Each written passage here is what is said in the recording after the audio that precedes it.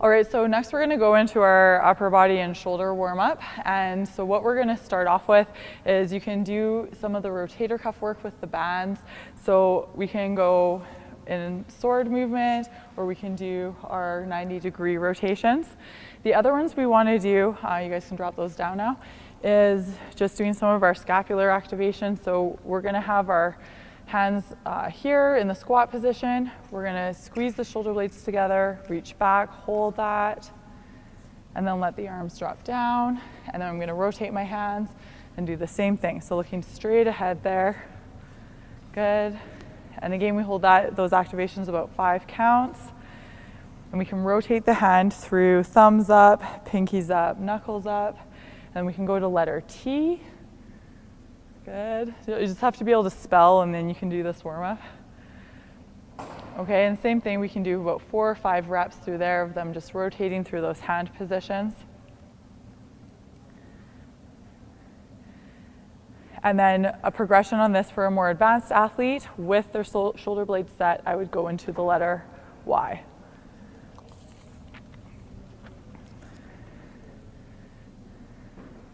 And then just watching that they're not over activating those upper trap fibers. So bring your shoulder blades down together a bit more. Good. And then that'll take tension off your upper traps. Okay, so now that we've got the legs a little bit warmer, we're gonna move into our on-court movement now. So you guys can come at the end line here. So the first thing we're gonna do is a lunge with a rotation. We're gonna do forward lunges to the net and then backwards lunges. So you're gonna take a big step, watching that the knee isn't caving in here, lower down, turn to that outside leg, and then pull up from that front leg, balance and reach. And then rotate. Now I don't want the rotation to be driving with my elbows. I want to think about using my obliques to actually twist my shoulders, because that's what I want working as I open up to the ball. And so again, you're going to need to watch that your athlete's knee is staying out in line with their hip. Girls' knees are going to tend to come into the middle, just the way their hips are built. Great job. Okay, and so now we'll go backwards. So exact same thing, moving backwards, nice and tall. Keep your shoulders even, turning slowly using the obliques. And give yourself a little more time on this one, because backwards is a bit harder. Push off through the front of the whole foot. And I want you to think you're bracing your abs at the same time, and that'll help you spring up. Good, lean back a little bit more.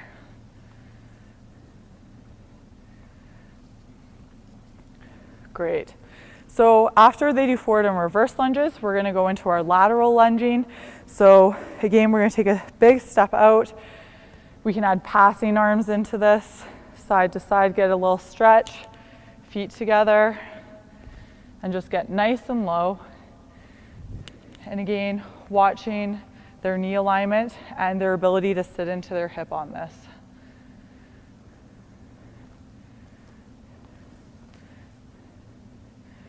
You'll notice they are able to keep their backs pretty straight, which is good. In guys, you'll find they're quite tight. That's not necessarily the case.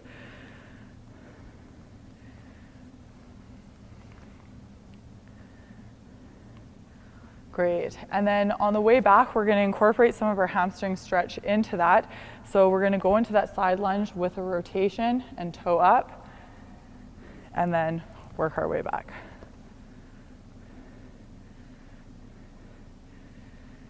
Now, depending on your athletes, if they're a little more hyper flexible, we may not do this one.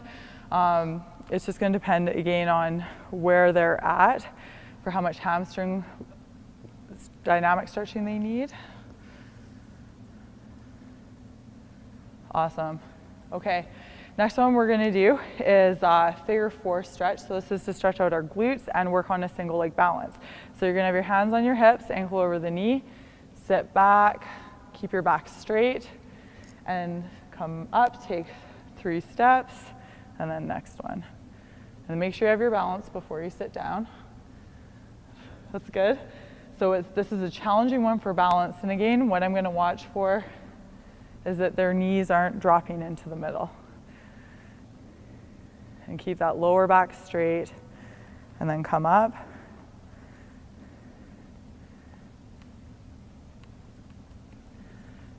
Awesome.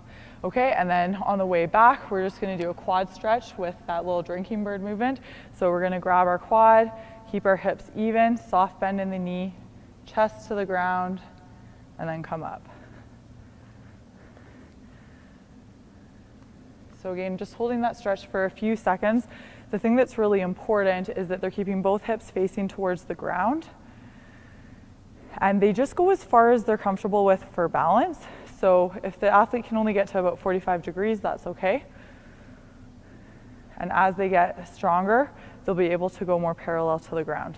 But what this will do is work on that hip hinge movement pattern, strengthen through their glutes and hamstrings, give the quads a little bit of a stretch, especially it's a quad dominant sport, they might be a little bit tight after doing a lot of training.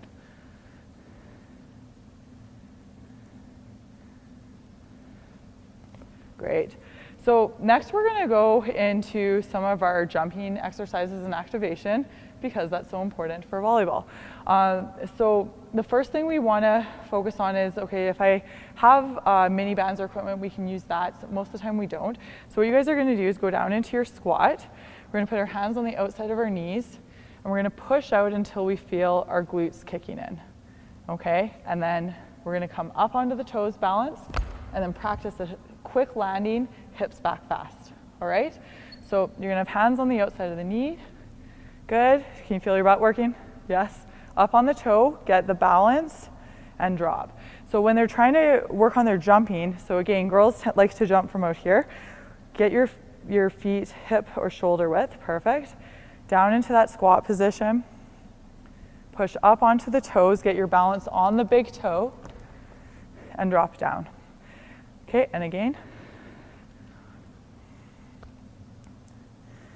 So gain about 5 reps of this, and you'll get them used to their balance on that toe. When I'm jumping, I should be pushing off that big toe. Now what I can also do is take the mini band, and we can do any of these jumping exercises with tension on there to give them a cue. So now we're gonna go from there into just a little hop, okay? Again, focusing on pushing off that big toe, all right? So you're gonna have your elbows driven back, drive off the big toe, and hips back quick for a soft landing. Good. And again, we're going to start with low intensity jumps. So we're going to think little jumps right now. And then that's what we're going to watch to make sure their knees aren't caving in. If they are, we're going to correct the athlete and get them to reset every time. Try again. And elbows back and contract those glutes as you jump up. So I want you to think about popping your hips as you jump. Okay, so let's try medium jumps now. 50%. Good. And quiet landings. I don't want to hear you land. Try again. Awesome. Okay, try one more. And pop the hips. Good. Okay. Now we're going to go into a more full jump. So we're going to try doing some of your spike approaches. Okay? So same thing. You're going to drive with the arms, jump, and then land quietly. All right? Okay, so make sure you have room on the end line there. Okay. And go into your spike approach. So do 2 or 3 towards the net. Again, medium height, but soft landing still. Okay, so what we'll see right away is they both wanted to land on their toes there. So we're going to try the same thing of toe then heel down. Okay, hips back quick. Good, try again. Good, much better. You're way more stable when you land that way. Okay, jog back, let's try it again. So what you'll find with this warm-up is you're working. They're definitely going to be a little out of breath doing this. Let's try that again. A little bit higher jumps now. Same thing, toe to heel landing, nice and soft. Ready and go. Good. Okay, so again, try get those heels down after the toes land. Try again. Much better. Okay. So with these jumps, you can progress the intensity. We go low, medium, and high jumps. All right. Next thing is just working on our single leg balance for stability. So ideally in volleyball, we're not landing on one leg, but sometimes that happens. So we can find the line here, and then we can jump forward and back, with hip back quick for balance. Good. And so just make sure that the athlete has maintained their balance and caught it before they move again. And do you want to turn and face me and do that? The other thing we're always looking at is that they have their hip back. So try again. Yeah, go forward and back. Good. Pause, wait, get your balance, then go. Great. Yeah, and reset each time.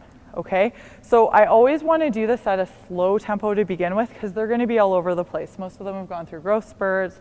They haven't done this kind of balance training before, but we want to really work on getting that knee under control. So then I would progress speed so that once they're better, I would go to a little bit of a faster tempo with that. Okay, so last little bit is doing our running. So you're going to start on the end line. You're going to be in ready position. We're going to have our weight going forward and then go into our half set of lines. But what we're going to do is reset our feet every time we get to the end line and then go back to there and then driving forward. Okay? All right, so start in ready position. So from here, and then we're going to work on that first step. Good. Yeah, and then back pedal. So I want you guys to back pedal. Try again. Good. And drop back and back in ready position. Good. Okay, so again, what we want to watch is the athletes going into the split step right away. It's easier if we can drive off of that 1 foot. Okay, try again, increase your speed 10%. Good, and back pedal, back pedal. Awesome. Okay, and try one more at full speed.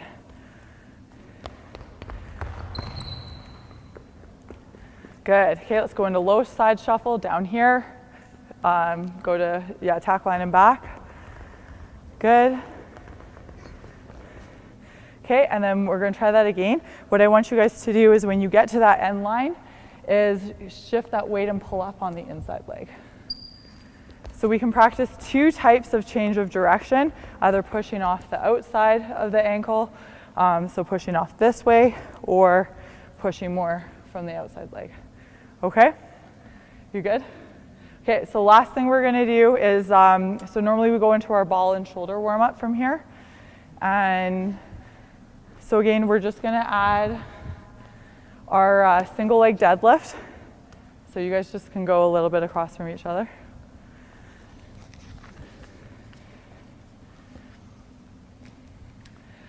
All right, so before we do our arm warm up, we're going to incorporate a little bit more of that balance work in. So they're going to have the ball, go down into that deadlift, roll it to their partner, come back up. Just going to go side to side hop. Partner's going to do the deadlift. Good. So as you pick the ball up, she's going to try and keep her back straight. Sit back into the hip more and roll. And then side to side hop. Okay, so we get that front and back stability worked on for the ankles. So ankles are the most common injury we see.